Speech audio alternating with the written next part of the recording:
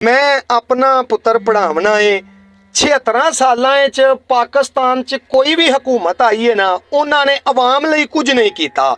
ये स्कूलों नूं प्राइवेट करन, बंद कर देन, जो भी करन, असां आकब सत्यानवी दी वो नज़म ज़हन च रखनी है कि मैं अपना पुत्र पढ़ावना है।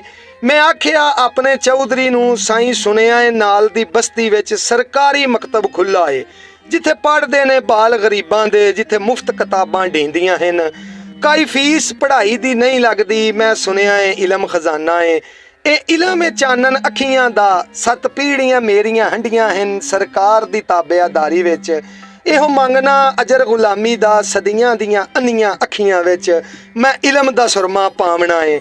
मैं अपना पुत्र पढ़ावना है। ते अगों तड़क के चौधरी आदा है, कुछ सोच समझ के बोलिया कर। तेरा पुत्र स्कूले जासी तां ओनू वेख के थें दे लोकां नू रीसम सी बाल पढ़ावन दी। जे रसम पढ़ाई दी चल पई तां मेरे बखत दा सूरज ढल वैसी।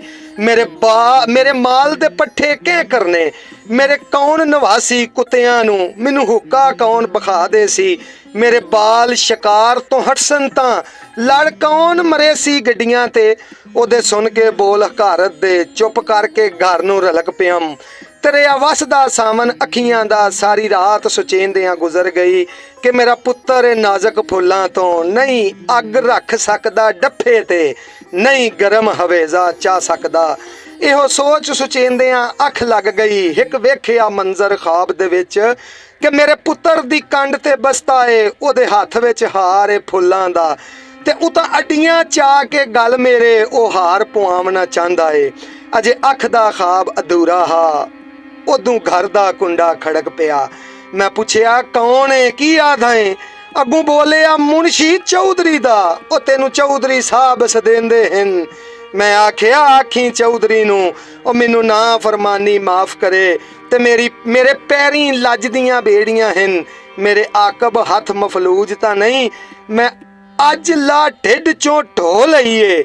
मैं कहीं दी नौकरी करनी नहीं, सिर देसां हेठ तगारी दे। हाँ देसां चीर पहाड़ां दे, रुख देसां मोड़ समंदरां दे।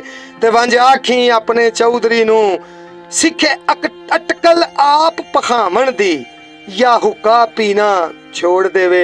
सदियां दियां अन्नियां अखियां विच मैं इलम दा सुरमा पावना है। मैं अज ला ढिड चों ढो लईए, मैं अपना पुत्र पढ़ावना है। असां अपने पुत्र पढ़ाने ने, गवर्नमेंट जो मर्जी पे करे।